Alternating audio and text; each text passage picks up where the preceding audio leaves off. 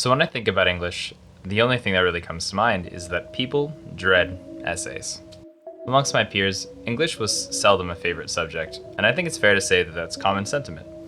You might have spent hours procrastinating, only to spend all of that time digesting content right here on YouTube. Well, today we're going to compare the two, and by the end I'm going to show you how YouTube is essentially English class for the 21st century. Hey guys, welcome to the channel. I'm Ryan, and thanks for joining me today. If you're interested in this kind of content or other cool breakdowns, feel free to hit the like button and subscribe. I'm pretty new here, so I'm just trying to get the channel off the ground, and any support would be really appreciated. Everyone has an opinion. YouTube gives people the opportunity to put their thoughts out there. The platform can help make their voices be heard by the people, perhaps changing their perceptions.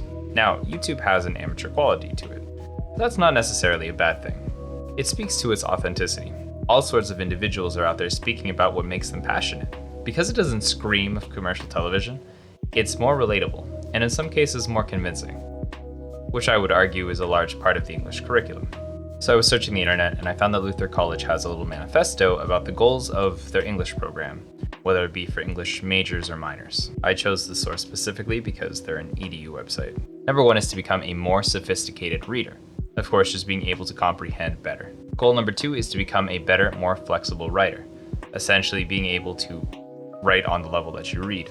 Number 3 is to become a better listener and more effective speaker. You might recall that in English class, you spent a lot of time doing presentations or other ways of demonstrating that you're understanding. Number 4, to become a more creative and critical thinker. Now this is a big one. Hopefully, throughout your English career, you'd learned to perhaps look at things several ways and consider the way that everything ties in. Number 5 is to develop moral imagination, ethical values, and a sense of vocation. You can take the hypothetical seriously and consider all sorts of implications and maybe get a sense of purpose. So let's take a look at the obvious examples of why YouTube is English. I'm talking about the things like video essays, documentaries, news, interviews, and related content. These all fall under the category of reports, right? These are accounts of something one has observed, heard, done, or investigated. In essence, they're not very different than you writing a book report or coming up with a thematic essay. Now, if YouTube was a formal academy, we would be marked on not our written assignments, but our presentation.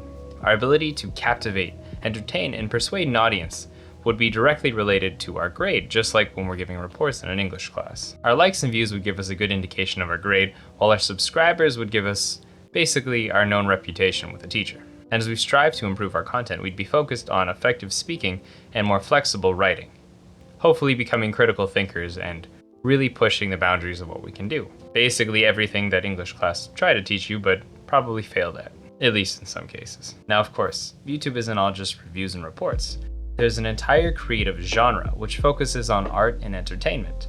I'm referring to things like the storytime videos, edutainment, vlogging, and short skits. All of these fall under the creative writing category, which is not to convince you of something, but rather to captivate you in a story and bring you along the way. This is probably why edutainment has become such a big deal. It carries you along something really interesting or funny and teaches you along the way, and people feel like it's been productive. I would go so far as to say that Mr. Beast falls under this category. As one of the biggest YouTubers in entertainment, he spends a lot of time scripting out ideas and coming up with interesting challenges and game show ideas. It's not that much different than people writing scripts for a television show. And the coolest thing is, it has outside of YouTube application. If Mr. Beast suddenly disappeared, he could definitely make it on prime television. I imagine he'd have a wonderful Netflix series. And while maybe not everything on YouTube falls under the English category, I'd like to think that most of it does. Of course, we have the outliers like the music industry, but for the most part, a lot of content is just like this, having a conversation. I'm curious to know what you guys thought of this idea. It's just something I was playing around with and I thought it was worth mentioning. That's everything from me today. I hope you guys are having a fantastic week, and I'll see you soon. Take care.